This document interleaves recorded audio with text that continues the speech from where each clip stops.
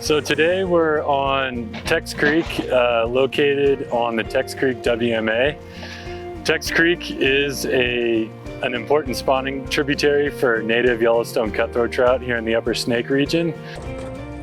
We're removing a culvert that prohibited fish passage in the upstream direction. Tex Creek, it's a spawning tributary as well as a rearing tributary for cutthroat trout.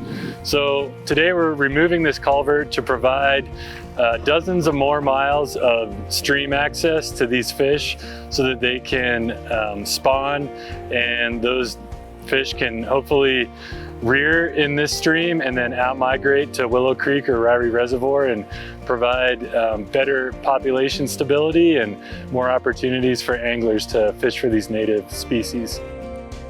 By removing this culvert, we're gonna let the stream flow naturally. There won't be as high of a gradient, there won't be a constriction of the stream where it was all squeezed through that culvert. And so this will allow the water to move laterally throughout this floodplain, which benefits riparian habitat, which can be beneficial to our ungulates that use this corridor in the wintertime, as well as our grouse species that use the riparian corridor in the spring for their brood rearing as well. So it's kind of an all-around project, not only benefiting fish, but also our wildlife as well.